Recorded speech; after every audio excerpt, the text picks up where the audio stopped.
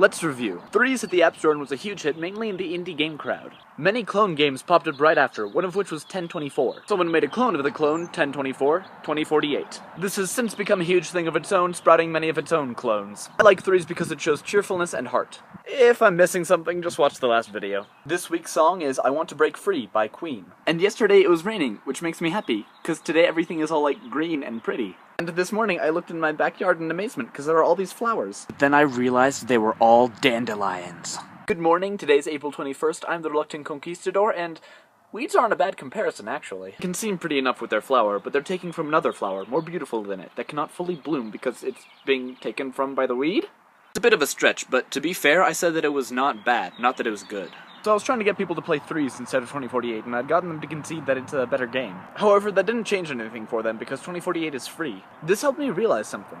That people's priorities are different.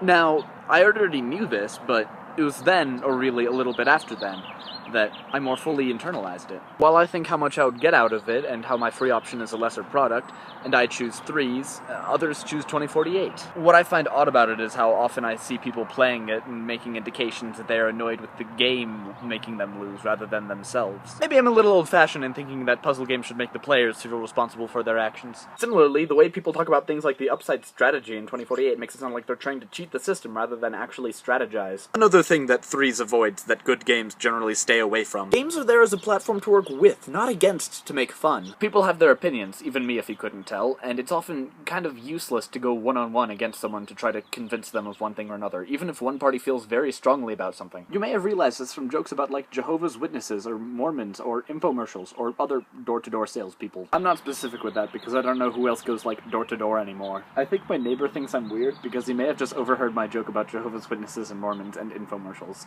So is it worth getting worked up when you don't have the means to try to convince someone to see your side? When, if ever, is it justifiable to get mad? Can you truly ever know if you've considered the other side enough? Or is being mad in a way good because it shows that you care about something? How do you know if you're just being stubborn in your ways, as we all are, or if you've made a legitimate decision? And are there any final decisions? Part of what I love about Threes is that it can always put me in a good mood. Same with Yotsuba and Super Hexagon.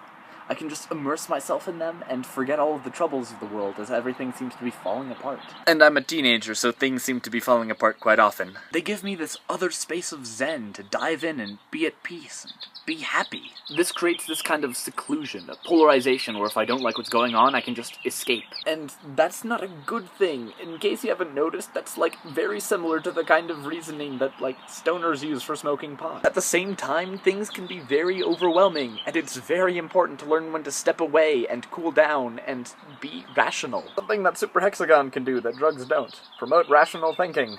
But there's still this trade-off between secluding yourself from ideas and not going insane, or like, being happy. And like, what happens when your go-to happy doesn't work? There's a short video I rather like that sort of deals with this. I'll link to it in the doobly-doo. It is very important to have discussions, and I don't want anyone to think that I won't listen if someone says 2048 is better. I just want, like, evidence and backing. None of these questions are rhetorical, by the way, and I hope we can have some kind of nice discussion in the comments. I'll see you next week.